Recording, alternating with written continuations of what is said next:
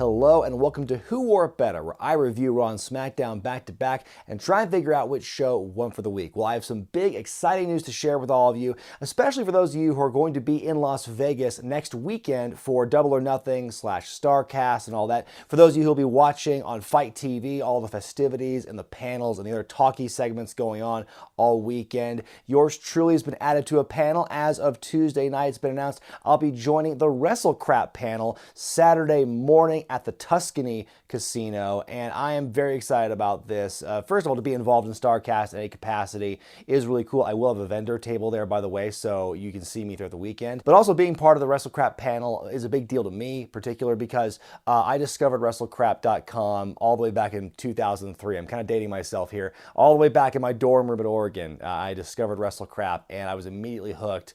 And I have their books, and that website really introduced me to, you know, that kind of genre of like humorous wrestling critique and just kind of making fun of, like, really exposing and highlighting the bad things in wrestling, the cheesy things in wrestling.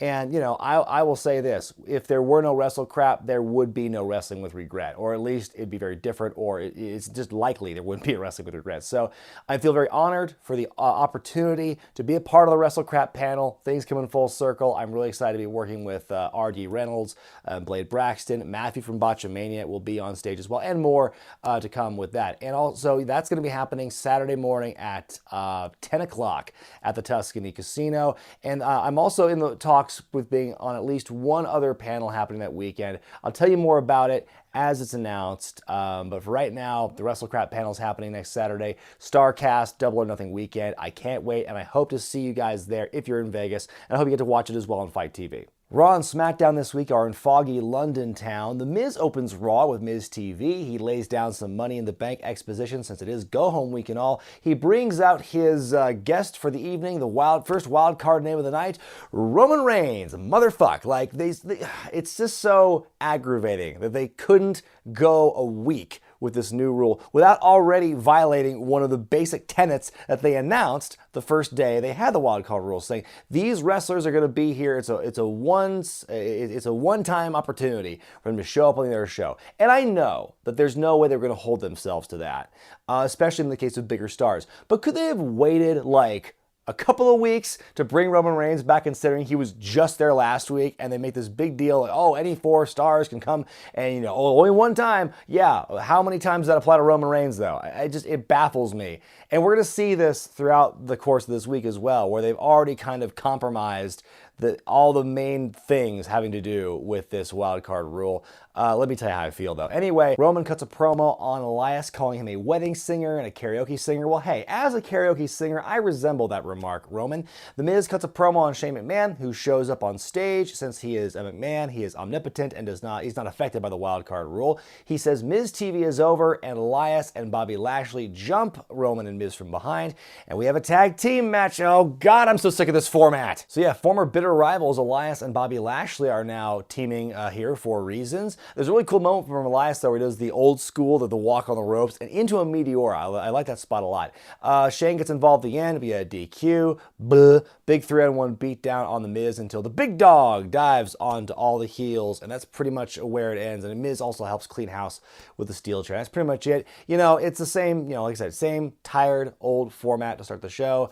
I know I'm late to the party in openly criticizing it. I know it's kind of beating a dead horse, but that's just what it is now. It's what's there. We get a pretty cool hype package about the Seth AJ match for the Universal title at Money in the Bank. Then Braun is summoned into Shane McMahon's office. Sami Zayn is there. He's pretty much filing a grievance after what happened last week when Braun threw him into the dumpster, and then he was subsequently tossed into the garbage truck. So the mega match, basically Braun's being rebooked. He was originally booked to be facing Drew McIntyre, but instead now Braun and Sami will be facing off in the main event in a Falls Count Anywhere match, and Braun's spot in the Money in the Bank match is on the line. If Sami wins, he takes Braun's spot, so that's the big stake involved here. Mojo Rawley's got his first match on Raw since doing the thing where he's talking to the mirror backstage. That's been going on for a long time, and I know he's been wrestling a bit on Main Event with this new look, with the fractured mirror thing going on with his face paint, but he's taking on Apollo Crews here, who they explain has come to Raw for the night due to the wild card rule. I'm glad they explained that, because I totally forgot he moved in the first place.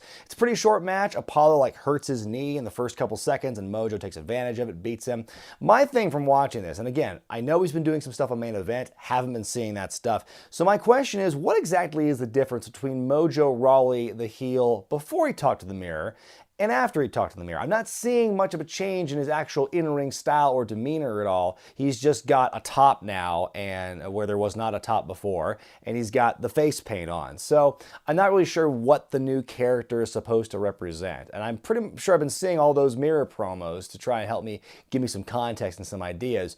But right now, he's just an angry guy who yells at himself, and now he's like fractured, I guess. So split personality, hard to say. Someone else seems to have that market corner. We'll get to that in a little bit. But yeah, that's just my initial thoughts from seeing Mojo's new gimmick for the first time in the ring. Backstage, Alexa Bliss has lost her luggage, which contains her ring gear. That's why you always carry your gear in the carry-on, for those of you at home who don't know this. And so then a surprisingly normal acting Nikki Cross walks into the shot. Apparently last week she cut a promo that was a web exclusive saying she's going to leave the darkness. And I guess this is what they mean by that. Normal seeming Nikki Cross after years of having this kind of psychotic gimmick.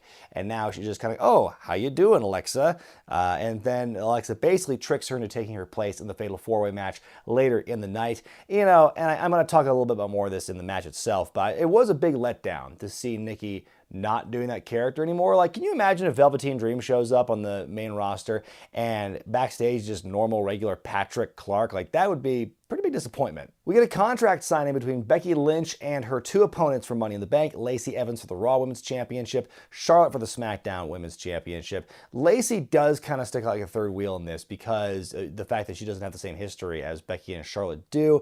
I think this segment to me was just kind of like, it dragged a bit. I think it went on a little too long, too many dramatic pauses, too much slow talking. Don't know if it was the jet lag. I think Lacey Evans really suffered the most out of this. Becky Lynch, I think she was fine with it, but I think that just the cadence and the tone in Lacey's voice made me want to fall asleep just a little bit. And so we get a big scuffle happening. The two blondes slam Becky through the table, and they hold up the respective belts they're fighting for. So, you know, at least it gets over the fact that Becky's got a lot of insurmountable odds, you know, going for her for Money in the Bank. So at least there's that. As a whole, the segment didn't really do much for me. Baron Corbin takes on Ricochet in singles action. It's a pretty competitive match. Corbin wins after he counters a tilt-a-whirl attempt into the End of Days. He does the symbolic ladder climb and goes for the briefcase, but Ricochet knocks him off and he stands tall at the end.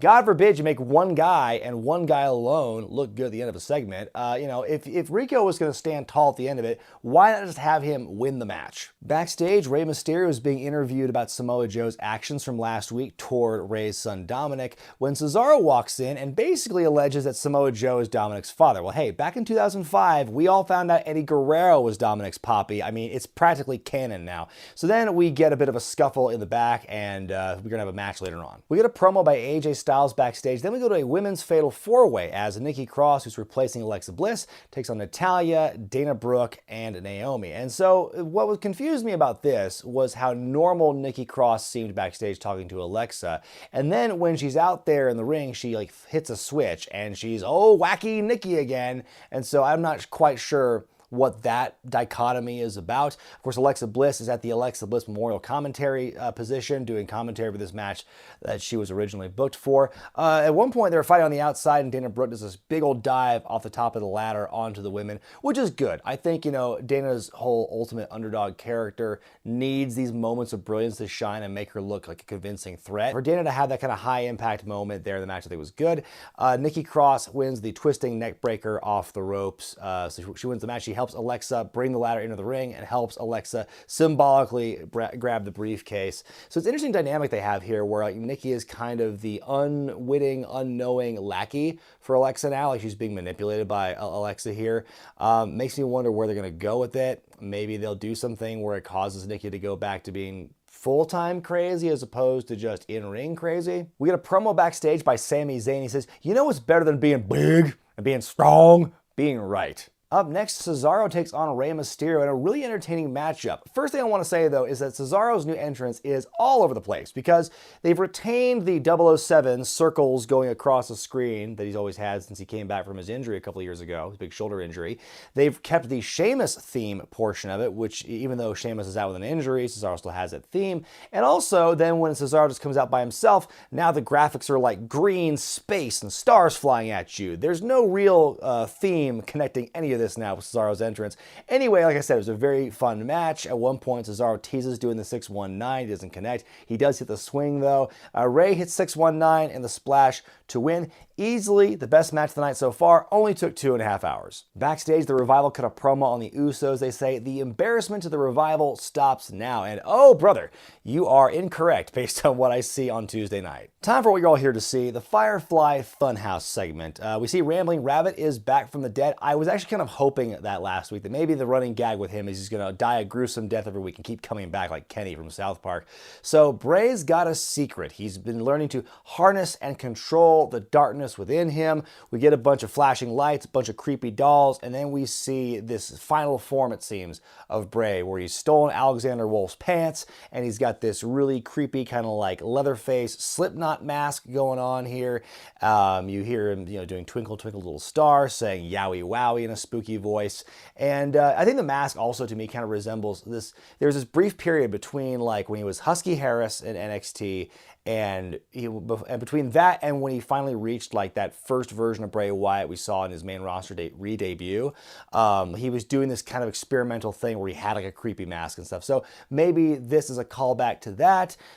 It's very trippy stuff, and I maintain this is the most interesting thing about all of Raw and SmackDown right now. So much so they have to like replay Firefly Funhouse the last few weeks because they got nothing else like that going on for them. So they have to keep replaying this Bray Wyatt thing. It's really interesting. I have so many questions I still have about this. So what's going to happen? Is Firefly Funhouse, has that been a ruse this whole time? Are they still going to find a way to incorporate that in promos from here on out? What will become of Abby the Witch and Rambling Rabbit and Mercy the Buzzard? So many questions I have, but I maintain this. I'm still very curious, still very excited. Please, baby, please, don't screw this up, guys. We've been seeing Seth Rollins chatting it up with some various extras throughout the course of the night, and he's here for a backstage interview talking about AJ Styles. They show this really cool old footage from like 15 years ago between Tyler Black and AJ Styles from NWA No Limits Wrestling, and says how back then he looked up to AJ Styles, but when he's done beating him at Money in the Bank, AJ will look up to him. I think it was really cool to use that archival footage. It made this promo mean so much more to have that visual cue of like, wow, look at this, look how far both of these guys have come since then. It does always bum me out when like the main championship for either show is kind of relegated to like high package, backstage interviews, no in-ring stuff. And like, I'm not saying it didn't get covered, because like I said, it got like 3 segments at least on Monday night, but for it to not get the top billing or treatment always sticks in my craw, and this was no exception. Main event time, Falls Count Anywhere. Sami Zayn takes on Braun Strowman. If Strowman loses, Sami gets a spot in the Money in the Bank ladder match. Early on, the match goes up into the concourse where there's a bunch of people outside near the merch stands and the concession stands. Like, guys, this show's almost over. What are you doing in line for food? Wait an hour and get a snack at home. Anyway, Baron Corbin runs in and starts beating up Braun, but Braun thwarts him. They fight their way back into the ringside area. Drew McIntyre, the man he was originally supposed to wrestle on Monday, shows up. He fights a little bit, but then he gets beat up, and eventually the numbers game becomes too much for Braun. All 3 guys are pinning Braun at the end to win the match. So yeah, Sami has stolen Braun's spot. Now he is in the Money in the Bank match instead of Braun. And so then afterward, Braun saves face. He beats up the guys again. He beats up Sami, powerbombs, slams him through a table, and that's how the show ends. It was a pretty fun main event. I thought it was great that Sami and friends looked like total shit heels for screwing Braun out of the match the way they did. I don't think it hurts Braun at all to lose. He was pretty well protected, losing to 3 guys essentially beating him up. I also don't think it's going to be a big deal if it's disappointing that he's out of the Money in the Bank match, because now that's like 2 pay-per-views this year alone where he's been taken out of a match on pay-per-view. But I mean, just in the short term, seeing him pulled out of the ladder match, I don't think is that bad, because he won so dominantly last year that I think to do anything less this year would be kind of a disappointment or a bit underwhelming. So I think it's a bit of a trade up, actually, to put Sami in there, who I think is the hotter hand. He's got the more interesting character right now. For him to be in that match, in a match type that I think he's better suited for than Braun is, I think is a good trade. I just wish that, you know, they didn't pull what they did with Baron Corbin and Ricochet earlier in the night, where Braun just like stands tall at the end anyway after Sami Zayn just beat him. Smackdown begins with the return of the big dog to his home show for the time being. He welcomes the first wildcard guy of the night, his new buddy from Raw, The Miz. The Miz makes a Oasis reference, singing Wonderwall, gets an audible groan from the audience. By the way, also, I think The Miz showing up on SmackDown so soon after moving, again, much like Roman Reigns did on Raw, I think is absolutely hilarious. Elias and Shane appear on stage. Shane bans Miz from the building for the rest of the night, apparently. They bring out Daniel Bryan and Rowan. They have a big old 4-on-2 beatdown until the Usos show up to even the odds. We then get a tag team match announced later for the night. It's going to be a 4-on-3 handicap. Miz is still banned. In fact, if he shows up in this match, then the steel cage match at Money in the Bank will be off. But yeah, it's the same basic premise is what happened to open up Raw, but with slightly different ingredients. Your first match is a fatal four-way between all the SmackDown ladder boys, Randy Orton, Ali, Andrade, and Mr. 8 himself, Finn Balor. It's actually a really entertaining match. Everyone gets time to shine here. At one point, a ladder is produced, and some spots are involved with it. Andrade hits the Hammerlock DDT on Finn to win the match. He goes for his symbolic ladder climb, and out comes Ricochet, wild carding it up from Raw. He has a cool springboard into the ring and on the ladder where he's just right there to face Andrade. They fight. He knocks Andrade off. He pulls down the briefcase, so he stands tall once again, second night in a row. It was a cool moment, just the visual of Ricochet just jumping in the ring and in one fluid motion, springboard, boing on the ladder was really fun to watch. But, you know, it's very similar. How similar was it to seeing Sami getting beat up by Braun after the main event?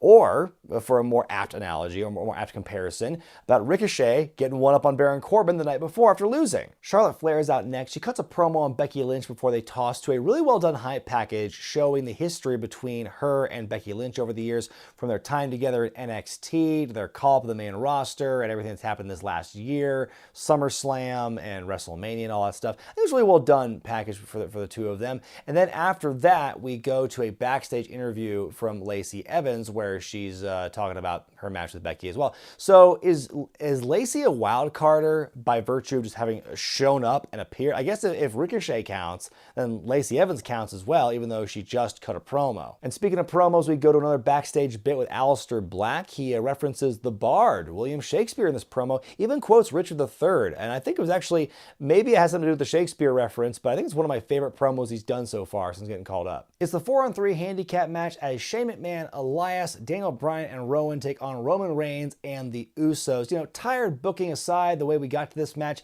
I think it is cool to see Roman teaming up with his cousins here. It's a very rare treat. Everyone busts out their big moves at the end, and it finally ends with Shane McMahon hitting coast to coast on Jey Uso to win the match for his team. The Miz shows up to even the odds after the match, so he's legal now. He helps clean house. Shane runs off. You know, at least of all these people we've seen here, at least the Shane Miz build-up has still been somewhat interesting. We get some selfie promos from Ember Moon and Bayley. Then they announced that the kickoff match for the pay-per-view is going to have the Usos taking on Daniel Bryan and Rowan. Sure has been nice to see the Usos and the Revival feuding for the last few weeks, and the Revival getting, you know, embarrassed week in and week out, and we don't get the pay-per-view blow-off match here. Are they really saving it for the next show? Up next, Fire and Desire take on Asuka and Kairi Sane, who have now been rechristened as the Kabuki Warriors. Yes, it's a silly name. Let's just move on and hope they don't rename them the Kabuki Experience by next week. Anyway, the Iconics are on the announce desk this week, which, God, sight for sore eyes. Haven't seen the women's tag team champions on either show in like at least 2 weeks, so glad to see they still exist. I will say the commentary in this match was particularly annoying because every time Billy and Peyton were given a chance to talk, they just talked over each other the entire time, and it was very grating and just very hard to really focus on the commentary or the match. Near the end, Sonya has the match well in hand. Mandy is at adamant about getting tagged in, so Sonya tags her in. Mandy is immediately rolled up by Asuka, so kind of a sneaky victory by Asuka there. So the Kabuki Warriors win the day here. I think there's a tag title match between the Kabuki Warriors and the Iconics on Sunday, but that's what I saw when I was looking on CBS Sports this morning, but I don't think they mentioned it on television. Backstage, Kayla Braxton wants to interview Lars Sullivan about his actions from the last few weeks, but she's too flustered and scared, so she walks off. Lars Sullivan, the real story with Lars Sullivan this week is that it was reported on Tuesday, he's been fined $100,000 and is forced to undergo sensitivity training for all these shitty, pig-headed comments he made on message boards, several years ago. Now, I think that what he said was stupid, and I think that, yeah, maybe some sensitivity training is good for him. But the fine, not only is it egregious, I can't imagine he even makes $100,000 in a year, so how are they going to fine him that much? But also, just the fact that they're punishing him for these things that happened years before he was even signed. Like, I think you shouldn't be an asshole on the internet, but even this seems like a bad precedent to fine him and to punish him so much for something that, he wasn't even part of the company. He wasn't even signed. It seems like a very slippery slope to go down fining people for that kind of stuff in the past. So all night they've been building to the Kevin Owens show where his proposed guest is Kofi Kingston. Will he accept? And so before that though, Kevin Owens is backstage cutting a promo about all the things he's going to do to Kofi when Kofi just shows up. So wow, the guest shows up before the host? Most unorthodox. So the chairs are in the ring. Kofi Kingston's by himself cutting a promo on KO, who then shows back up on the big screen, tosses to a video package that shows his accomplishments since coming to the main roster. They show the Festival of Friendship, and I'm sad all over again. Kofi calls Kevin out to the ring, and so Kevin shows up, plays some mind games back and forth at the ramp when Kofi finally meets him up there. Sami Zayn wildcards himself into the shot and starts helping his friend KO beating up Kofi Kingston. So now, again, playing fast and loose with the rules of this wildcard. Technically, that makes 5 people. Actually, more technically, it's 6 people have shown up on SmackDown tonight if you include the Usos as 2 separate people instead of one entity, which I know they're counted as one thing now. But, but they uncounted The Miz for reasons, essentially. So that kept it to 4 people. The issue with this rule that I can't stand is that every single episode they're finding some way to work around the rules they themselves have made. And if you keep, compromising the, I guess the word is integrity of this rule by changing it every episode and just making things that are supposed to count not count, then it's really hard for fans to get invested into it and really believe it as this actual thing that is worth following. Anyway, Xavier Woods shows up. Kofi asked him earlier in the night to stay behind for this one, but he shows up trying to save his friend. He's immediately just dumped on. So it's down to 2-on-1 again. Kofi is in the corner and Kevin's yelling at him. And as Kevin's getting ready for the cannonball, you just hear this really weird wheezing sound. I'm thinking it's from Kofi. He's like, why is he breathing like that? I've never heard that happen before. Is Xavier off camera? They just mic'd him for this? It was really weird. So anyway, Kofi avoids the cannonball.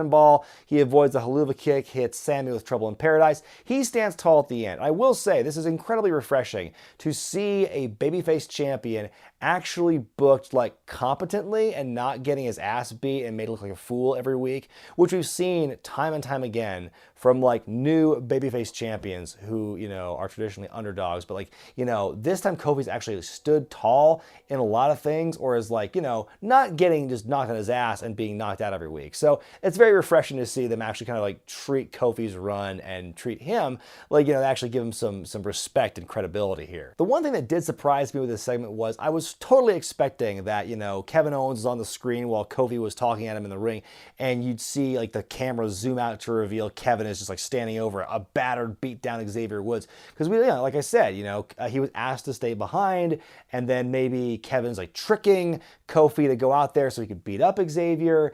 Because there's a moment where you see Kevin leave and before he comes back, and I was totally expecting, oh, Xavier's gonna be beat half to death or something. That didn't happen, and so Xavier was brought out, but he was just kind of he was there, he was gone. It's like Sean Stasiak in the Alliance running into something and just being gone for the rest of the segment. Time now for me to decide which show won for the week, Raw or SmackDown. Which go-home show went harder? Well, the answer to that one is SmackDown. Once again, it was a stronger go-home show than Raw. Still wasn't perfect, but it had brighter moments. And honestly, the best part about Raw, and like I said, the best part of both shows, is Bray Wyatt and the Firefly Funhouse, which may not even play a role in Money in the Bank, for all we know. It could just be something they're delaying until after the pay-per-view. So, yeah, the most interesting thing about Raw is something that may not actually be involved in the pay-per-view. That's kind of a bad sign. I know I'm far from the first person to say this, and I know it's not the first time I've said it, but this tired format of, parade of wrestlers, promos, we have a tag team match. Jesus Christ, we've seen that over and over again, not just, over the course of the year. From week to week, we are seeing that happen. And it's just, every time you see that happen, I'm just reminded about we're just inching closer to the Fox deal. And we keep seeing these stories about these low ratings. You can't keep blaming it on Baron Corbin and his position of authority. You've already used that card. You can't use it again. So what are they going to blame on it now? Oh, talent absences, hence the wild card rule, whatever. It's just every time they keep going back to that well of like multi-man promo off leads to tag team match playa, it drains you. It just keeps wearing on you over and over again. And I know, far from the first person to say this stuff. And I know I'm late to the party talking about it, but when it starts to wear me down, I think that's a problem. Let me know what you thought about Raw and SmackDown this week in the comments section below, and be sure to vote which show you thought was better by clicking the iCard in the corner of your screen. I'm Brian Zane, and I'll see you next time.